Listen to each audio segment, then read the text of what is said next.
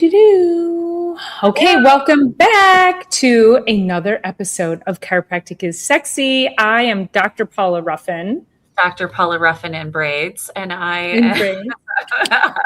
Dr. Erica Peabody, super glad to be here. And welcome to July, and also the second half of 2026.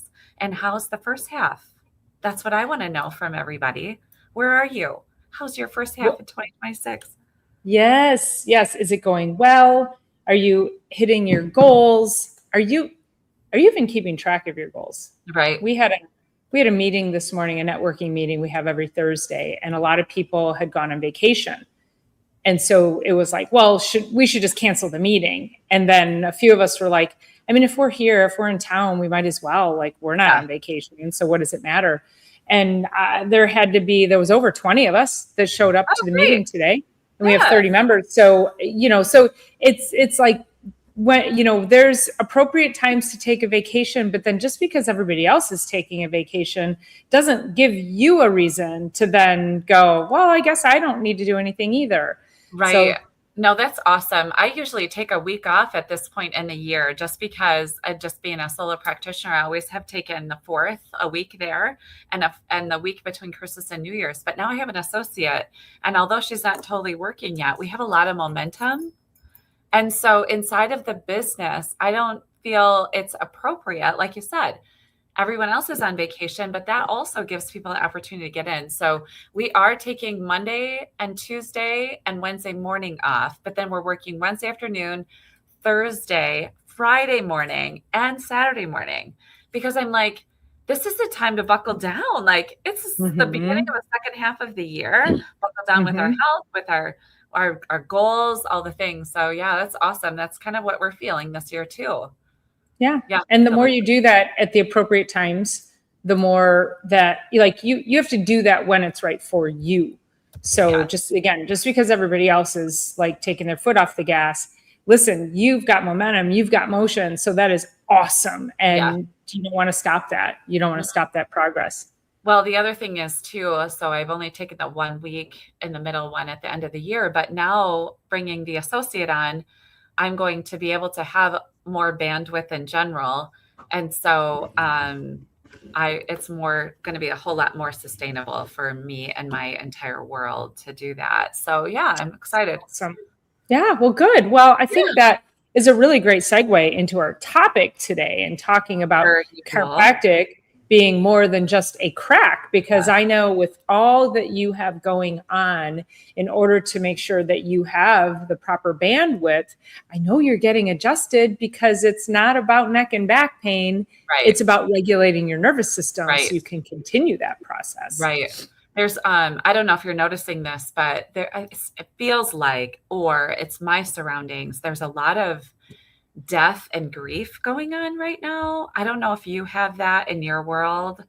So it's either one, it's not my direct, but it's like my patients, and it's a lot of sudden deaths and illnesses, and another huge diagnosis for a patient of mine, and just a lot of things. And people are realizing that they want to get adjusted to move that energy of the loss, of the grief, of the new diagnosis, of the whatever, through their system, and have more bandwidth for it. They're not like, oh, someone died and my neck hurts. It's like, I'm dealing with overwhelming grief and I don't know how to get through this. It's being stored in my tissues.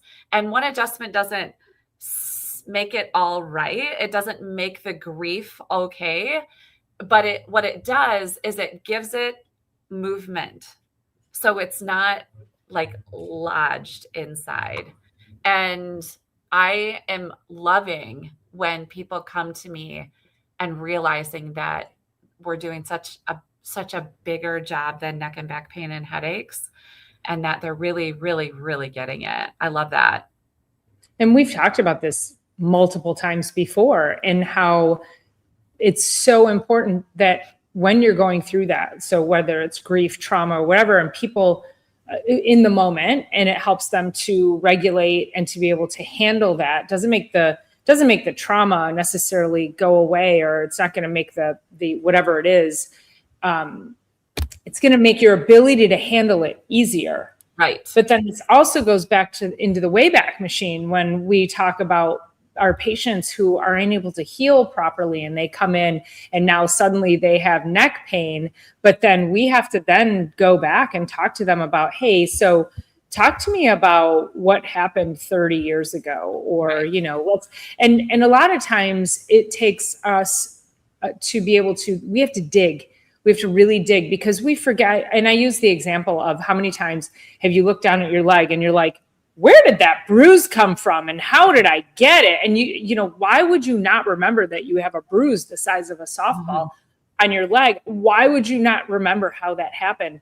So we end up suppressing so many things about our health and the traumas our bodies go through. And so it's really important for us as chiropractors to be able to pull that out and peel those layers back, because all of that affects you neurologically.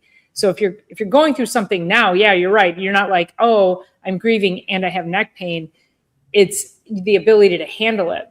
But then if you don't regulate properly, if you're not receiving chiropractic care, then that tension and stress will build up over time. The grief goes away. And now you are stuck with, oh my God, my neck hurts and I don't know why. So it really, we come at it from both angles.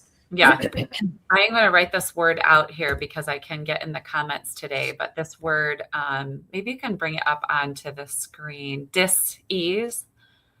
So this is a chiropractic term, and it basically means exactly that, like lack of ease. And so as we're talking about grief, or we're talking about, you know, all the things that we've been talking about over these last 2.5 years, however long we've been, we get into a state of dis-ease. And if we let that sit there long enough, the dis-ease, then we actually lead towards disease. And so the disease process is a chronic dis-ease, a chronic compensation, a chronic needing to figure out how to work with this. And so it gets, I mean, if we really want to look at it, and it's not really like bones misalign like this, it's more like they get torqued and locked into place because it's too much to process. So whether that be a slip, trip, fall, and all the things that you always say, I forget that phrase you use. Anything. You almost had it. You just missed anything on that. Okay. Slip, trip, fall, anything. But also the chemistry, like the chemistry changes. So you're taking ibuprofen every day. You're, you know, doing all that kind of stuff, but also emotional. I have this patient, she was in last night. She said, I have this rib thing showing up now, and I didn't even do anything. And I got onto Instagram stories. I actually deleted it, but I'm going to start talking this way on Instagram stories, that we need to normalize that you don't have to do something physically to be at a chiropractic office. So this particular patient, she owns a very successful speech therapy office, and she has many people underneath her now. And so she's like, my days are really easy. Like, I'm just managing humans who are managing other small humans, right? And so I'm like, let's look at this. And also she's got some pretty intense family drama going on her husband's side of the family. And I'm like, this isn't like you bumped yourself on the side of your bed because you tripped and you threw a rib out. Like, that's not how this is going. It's your world is overwhelming. You have a lot of energy on you. You have a lot you're trying to do. You're also a wife. You're also a homeowner. You're also this. You're also that. It's a lot. And it gets stored and torqued. And so it's awesome that, you know, she knows she comes in weekly, which is awesome. Control, Alt, delete the system. Well, and that goes right along with, like, I just woke up one day, right? I had a tragic sleeping accident, but we forget about lifing. And also I think it's really, it's up to us to remind people of those things, because I mean, I had somebody ask me the other day something about my stress level. And I said, I would put my stress average on a 6 out of 10. That might sound high. It might sound low to people. I'm probably underestimating it, really. But again, it's how you handle that stress and what you're doing to regulate around it. I mean, I'm a super optimistic human being. I love life. I'm really happy. And I think people get that mucked up with, oh, well, I'm happy. I love my life. But then they forget about the day-to-day things. I mean, I'm running a business. You're running a business. You have a new associate. I've got a daughter. I'm like, there's all kinds of things that come at us from a stress perspective. So it is so important that we recognize that, because even those little stressors on a day-to-day basis can build up. Right. And also, it's not always about what you do, it's what you're not doing. So even just sitting for too long, or having a poor mindset, or having negative energy, or not moving your body, not drinking water. So we also have this tendency to say, well, I didn't do anything. Well, what are you actually not doing that could be contributing to that? Well, so, and my patients, they're traveling everywhere. So they're like, I didn't even do anything. Oh, wait, I sat in a car for 8 hours and I drove down to South, you know what I mean? Like, but it's like, I didn't even do anything. Right. But anybody sitting in the car for I'm just saying over 1 hour, you need to be tending to your spine.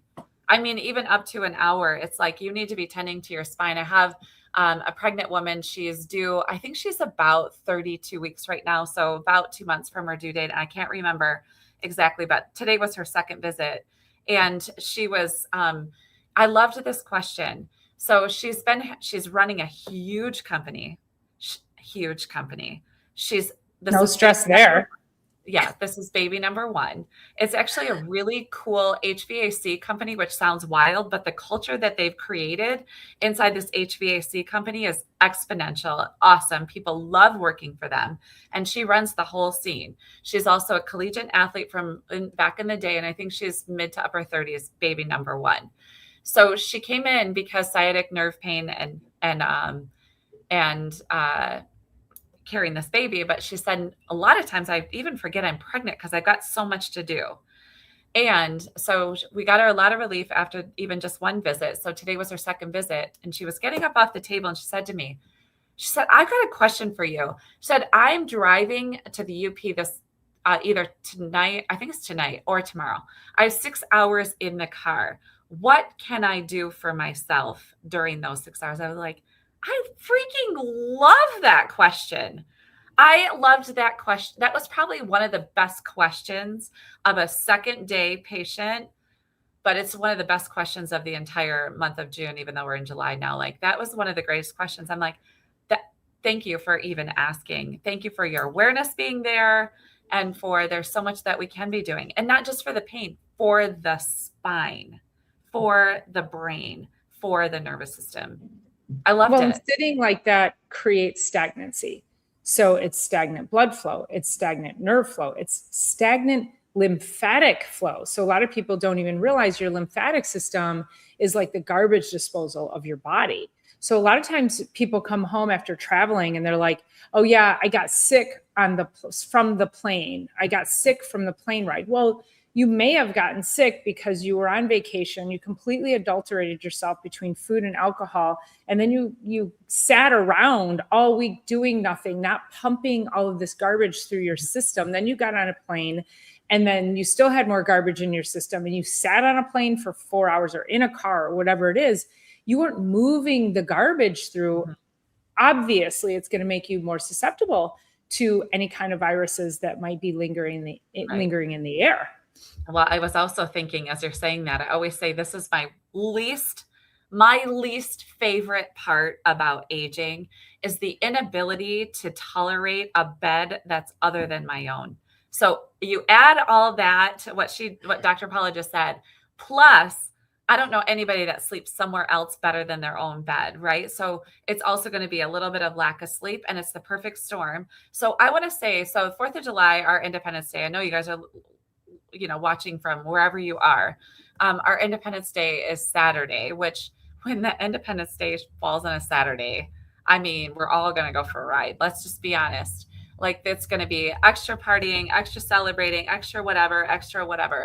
I want you to all to take a little bit of action, and 3 things I would definitely recommend. 1, increase your water. just increase your water. No matter what else you do that.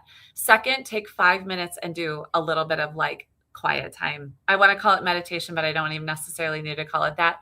And third, Dr. Paula will tell you this over and over and over. Bring good food for yourself. Don't just stop by and grab a bag of chips. If you don't want to actually eat those chips, bring something that's consumable for you. And also eat before you go anywhere so that you're getting good nourishment in, because literally 4th of July on a Saturday, we're just all asking for it. We really are. And I don't do a ton of drinking, but there's going to be a lot of people around, and there's so many different celebrations and whatnot. There's fireworks right in front of my home on Friday night, and that's just Friday. You know what I mean? Yeah. So, yeah. And today's Thursday. It might as well be Friday. I mean, it all starts. It does. And I'm taking Monday off, and I think probably to recover from the weekend. But I say recover, but mostly because I'm going to take my foot off the gas this weekend. Right. From, as entrepreneurs, we have a tendency to we drive. Mm-hmm. I have family coming into town. We have fireworks and a party at my brother's house. I'm actually going mountain biking tomorrow for the first time. I committed for the first time this season. I committed to a podcast tomorrow. You guys, that all sounds like super fun stuff, but there's stress there. There's stress with just managing the scheduling of things and getting from one place to another, even though it's all fun stuff. Mm-hmm. So it just recognizing that's like it, so I don't need to try to cram anything other than fun in this weekend. I don't need to sit down and try to like work on my business. So I took Monday off so I can just be like, spend time with family all weekend. And then Monday I'll come back to scheduling my week and, getting back into business coordination things. I didn't realize how quickly the 4th of July was rolling in, but probably 2 weeks ago, we could have come on here because we've been doing it consciously, is presetting. So we've been consciously doing that and like planning to be super, like clean up our diets, like do a bunch of stuff so that our resiliency is really high. And also getting adjusted. I've been adjusted twice this week. I meant to get adjusted. Dr. Roz isn't coming in this afternoon. I meant to get adjusted this morning too, but man, the practice got away from me this morning. But so we usually would take like a couple weeks before and start to really dial in our greens and dial in our water and dial in our movement. And, for me, I'm up at 6:30. It's like feet into sneakers, out the door I go or flip-flops, out the door I go with the dogs. And so, I'm going to have a little bit of extra time to not have to perform. And so I'm going to take a little extra walk with them because I know the afternoon might be a little bit more sitting or whatever. So just never, ever able to find actual balance, but looking to counterbalance or preset prior to what we're all doing. So it's really interesting that you said that, because I did my Sunday Night Live on that. So I did, it was your summer survival guide. I did on Sunday Night Live. I just tried to drop the link there. I think I did that okay. Yeah. And so, great. So go take a watch on that, because it's the top 7 things that you should be focusing on. Exactly what Dr. Erica said, presetting, knowing, hey, we're going to have a pretty indulgent weekend. Mm-hmm. I'm going to preset. And let's be honest, when Dr. Erica and I say indulgent, we're not going completely off the rails. We're just doing a few more things that we might not be doing, maybe an extra cocktail, or, I might eat that. They call it barf chicken dip. It's the shredded chicken with like Frank's hot sauce and cream cheese. And somebody always brings it. And I kind of die for that a little bit. So I'm like, I'm going to eat a little bit of garbage. I'm going to eat a little bit of garbage, but I'm presetting. Okay. So, and I was just thinking about this because as we do gather, and maybe you have big functions going on this weekend, when you go up to that table and you have a paper plate or whatever plate, and you've got your silverware or whatever you're doing, I want you to take just one extra moment and say, what is going to add life to my body? So it might be, eat the barf chicken dip. That sounds actually weird name. Sounds amazing. I would love that. But maybe like skip the bun with the processed meat on it. Like don't also eat a hot dog. Like, like what maybe grab more greens or more off the veggie tray. Like fill your plate with that, or dip your veggies in the barf chicken rather than the inflammatory corn chip or potato chip or whatever. Like just take a extra 5 seconds and make a little bit of a better decision. Not that this has anything to do with the chiropractic adjustment, but it does have to do with building the resilience in the body and not totally smashing your entire system. Yeah. And to springboard off of that, survey the table.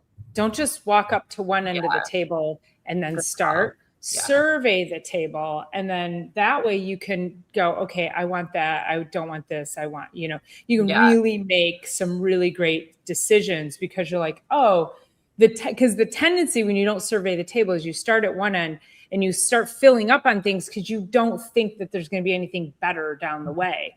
And then you're like, oh, shoot, there's, something. That's a great idea. Yeah. I love that. Yeah. So always survey the table. So, and again, make sure you get adjusted this week.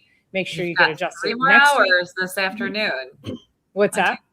They've got 3 hours to get in here this afternoon, 3 to 6. Yes. That's what you got. Yes. 3 to 6. 3 to 6, you guys. Yeah. Find your chiropractor before call the our end. Offices. You guys should be lined up at our doors right now. I know.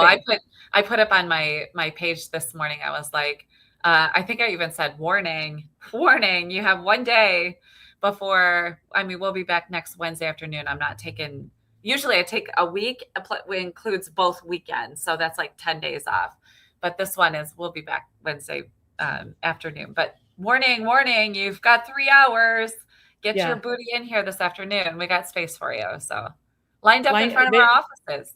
Yeah, they should be lined up coming in I always used to envision that I was going to impact my community so much so that they would be like zombies, like lined up like zombies walking towards our offices, I'm like, that's what chiropractic is about. Cause they're not, and it's zombies are not coming in for neck and back pain. They're coming in because they're zombies. They're zombies. They haven't slept. They're like disastrous postures.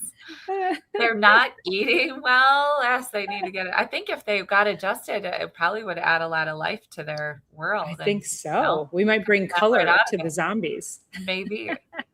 Yes, it is actually silly, Lily. I do work with walk-ins. So a lot of people are scheduled, but we do. The first come, first serve isn't totally it, because if you're on the schedule, you're going to go first. But then, we work with people that way. So no more zombies. The analogy is interesting. We should do a zombie apocalypse. That'd be awesome.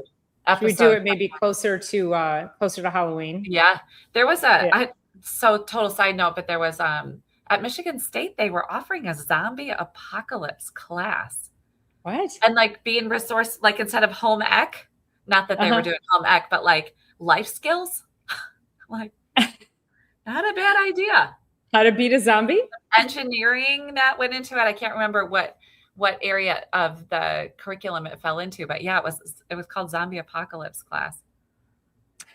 I think if you're running from the zombie apocalypse, you definitely need a chiropractor, because if you're running, your body doesn't feel safe. It's like being chased by a tiger. Maybe I should change my analogy to say being chased by a zombie. Yes. But zombies don't move very fast. So I don't think they can run. Seems like their legs are pretty stiff. I don't think they're going to be very fast. Yeah, I think I could run from a zombie pretty good. But if you're being chased by a tiger, which again, all these little stressors that we came into this conversation with each and every day, your body does not know the difference. Your nervous system doesn't know the difference if you've got multiple things going on and you have to be in multiple places, or you're training employees and staff. It does, or you had a bad night's sleep. Right. That also can create that fight or flight, that feeling of being run from I should say the metabolic downstream effects of being chased by a tiger, because your nervous system, it doesn't know the difference. Right. And so when you come to us, we are actually affecting the other side of your nervous system, and I'm making that very, very rudimentary, because the nervous system is incredibly complex. So we're just talking about fight or flight, sympathetic nervous system, and then we are going to impact the the parasympathetic nervous system. So you're going from your heart rate is racing, your blood is pumping, your cholesterol is up, because that's a clotting factor for you. If you get swiped by the tiger, cholesterol is actually going to help you clot faster so you don't bleed out on the prairie. Your immune system, your body's going to prioritize immunity over, or I'm sorry, it's going to prioritize you saving your life over your immune system. If you had a cold, if you just ate a sandwich, your nervous system is going to prioritize saving your life over digesting the sandwich. And we talk about there's like 70 million Americans have digestive issues, and it's probably from the chronic stress. So when you get adjusted, we are tapping into the parasympathetic nervous system, which is rest, digest, and repair. And we just need so much more of that. I was, so we had this new handout that Dr. Raz brought into the office, and it's sympathetic and parasympathetic nervous system that you're talking about, but gas pedal is a sympathetic and brake pedal is the parasympathetic. And that if you feel like you are always on the gas pedal, definitely get to the chiropractor, but your health is going to be compromised just for the simple fact of being on the gas pedal. And so when we start to load put on our backpack and just load it with all of these stresses, the chemistry and all the things, like we've got to really work on that. And it's like, okay, do I relax and then go to the chiropractor, or do I relax because I've gone to the chiropractor, or are my parasympathetics activated because I've gotten to the chiropractor, or what other ways can I do that for myself outside of here? Which that's why I said, drink your water, take a little 5 minutes, and then also nourish yourself so your brain has the bandwidth too. So just a few things, Yeah. but the adjustments as people are walking out of the office, they walk back down a really long sidewalk, and they're very different people than when they walked into the building, like very different, even though they only had a couple of minutes with me, 3 to 5 minutes with me, another 3 to 5 with my staff, and they're changed for the day, And for the better. think about this after the adjustment, how many patients have you had in your 20 plus years of practice where you adjust them and before they even get off the table, they're like, they take a deep breath. They're like, which is, Right. that's a sign that we've tapped into the parasympathetic. And they take that deep breath and they go, oh my God, I feel better already. And their whole constitution just lets down. I mean, that is powerful, you guys. So powerful for us to be able to impact the world with that level of relaxation and calm. Because then they take that out into the world, and then they relate to other people with that same energy. So we need everybody here. Yeah, it's a totally different way of even relating to the world. I was talking a little bit, should I smoke cannabis? I find that if I go to a chiropractor after a therapeutic massage, I get more out of it. So it goes both ways, right? So some people, so in my office, we get adjusted because that's deep, deep, deep in the core of the body. And then they get massage, which is like, let me get you adjusted and you go take yourself an hour-long timeout from your life and integrate this adjustment. So that's what I really love. But yes, it can also go the other direction. I just also don't like adjusting somebody who's covered in massage oil. It's like, and I don't like my table covered in massage oil. So yeah, they go both directions, first or second, but I do them. I actually prefer on separate days for me. Go get adjusted one day and then I'll get massage another. What are you doing over there? For you personally or for your patients? My patients do. Oh yeah. Yeah. So I don't have a preference. Yeah. All I know is that I want them, if they're going to get a massage, they will get more out of their massage if they are also in conjunction getting chiropractic, preferably within a couple of days of each other, because it's like having this rubber band on my finger. You can already see my fingers turning red. And if I leave this on here for too long, it's going to start to hurt. So what do most people do? They get pain. They take Advil. They try to massage it a little bit. But guess what? That stress is still there. And so this is where the gold is for us as chiropractors, is people always want to work on this part of it. They want to work on the painful part. And yet they can't. We could do ultrasound up there. We could put red light therapy on there. Nothing's going to fix that until you go to the chiropractor, we get the stress off the nervous system. Now those nerves are now talking to those muscles saying, okay, you can chill out and relax now. That's how chiropractic works. It's the communication to the organs, the tissues, the muscles that you are trying to gain relief from by just doing this outside stuff. So let's get the relief going through the messaging. Then you can come in with your outside things. Yeah. Yeah.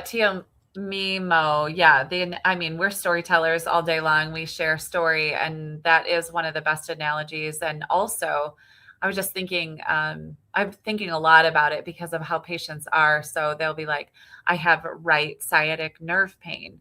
Well, that doesn't mean it's right-sided misalignment. It just means there's something going on. Let's search in the objective criteria. What is happening here?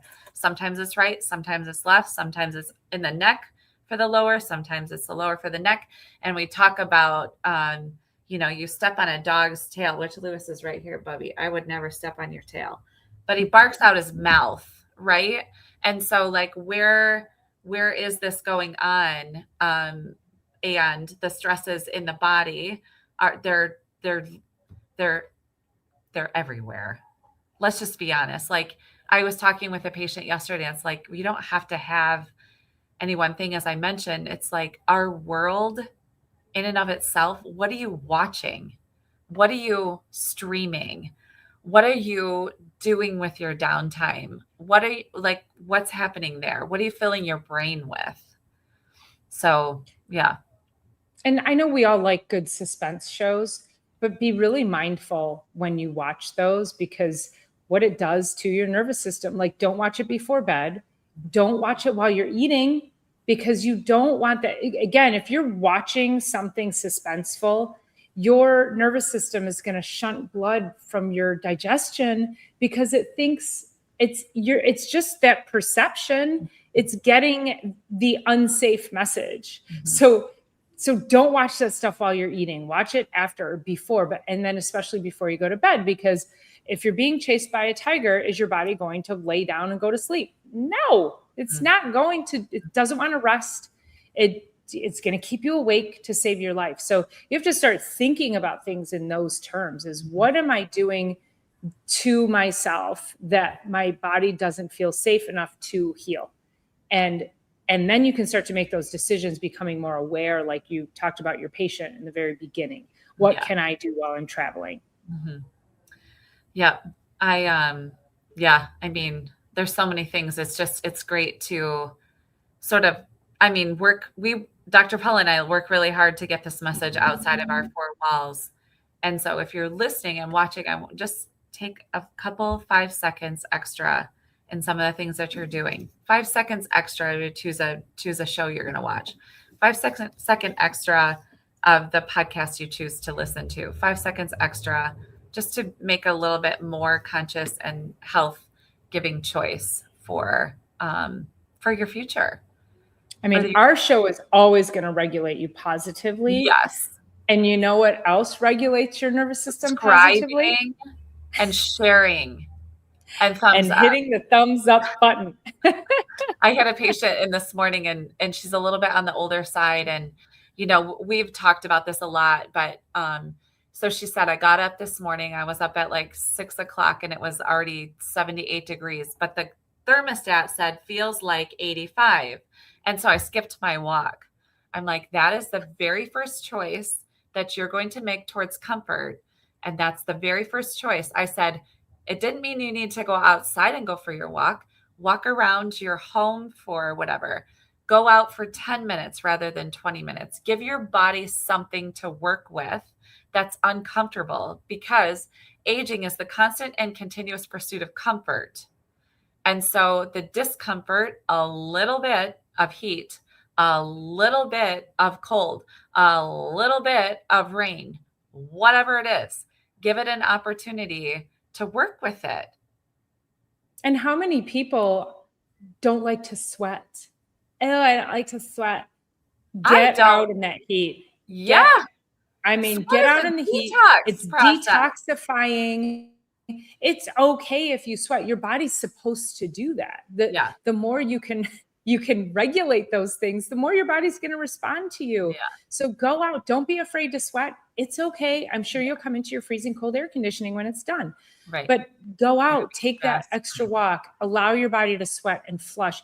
I bet you she would have felt so much better if she would have gone and just taken a 10-minute walk in the heat and sweated like that. For sure. And I said, do you have Mhm. stairs at your house? You could have done 10 stairs, 10 times up and down your stairs. I would have been happier. And I by the time I was done chatting with her, I did really feel like I actually said out loud, I'm like, I'm not at all making you wrong, but I want to increase your awareness around your choices. And the continuous pursuit of comfort is going to get you into a place where you're not going to be able to move very well. And I'm trying to think how old this particular, I can look it up really quick because I'm kind of curious how old she is anyway. But yeah, I was like, don't just do something different. Just, go out and know that. And, she goes to Florida and let's see, she's 69 years old. So, I'm like, I get being a snowbird. Like, I totally get that. I'm starting to understand it more and more as the time goes by because it's easier to get outside. People go and live in more community style living down in the South for the winter. There's a lot of people moving around in their communities. And so she's like, yeah, I have this neighbor down there and we're just walking buddies. Like we do everything together like that. I'm like, we need that. We need that. Even if she's walking down there, you get out and walk up here and you tell her that, look, I did it today. I hope you did too. Yeah. Yeah. Make those choices. Yeah. And I, like you said, make sure that it's just stop seeking the comfort. Yeah. Like I get it. Like there's times when like you're like, oh, this is going to make me, I know how it'll affect me, or I know I have asthma. A lot of people who have asthma can't go out in this heat. But if you're just like, oh, I don't want to sweat, get out. Just, I think the majority of people can get out there. So. It was maybe like a month ago. My mom was on the boat with us. Was it? I don't know if it was this season or it might have actually been last season. And she's like, why am I not jumping in with you guys? She's like, yeah, you're going to get wet and you have to deal with wet hair and it's a little bit chilly. And she's like, every time I jump in, this feels amazing. It's just like something about life is making me not want to do that. And she's like, I don't know why I feel like that. I'm going to jump in every time. And for me, I'm like, as soon as I can get in the water to level my day, that's really how it feels like for me. Like just love it so much. Mm-hmm. It does something amazing to my nervous system. So I was floating in a pool for about 4 hours yesterday. Yeah. It's heaven. Yeah. Heaven. We actually had a party for somebody leaving our networking group. And so it was like a networking event party in the pool. I'm like, I want to do that more often. We were all doing our thing and having our little one-on-ones, and it was great. So yeah. Well, very good. So you guys it's probably a good time. Well, at the time flies when we're on here anyway, but good time to wrap up. Yes. So here. Just want to say hi to Altoskoparinus. I know I just butchered the heck out of that. Scoparinus? Something like that. Atlascoparinus. Anus. She said anus. She did. I said Uranus. But cheers. Thanks for being here. We appreciate you. Thank you guys for being here so much. And just happy Canada Day to all our Canadian friends. They had their Canada Day their independence was yesterday. And I was saying, Christy, our friend Christy down in the Bahamas, their Independence Day is, I think, next week. So independence for everyone.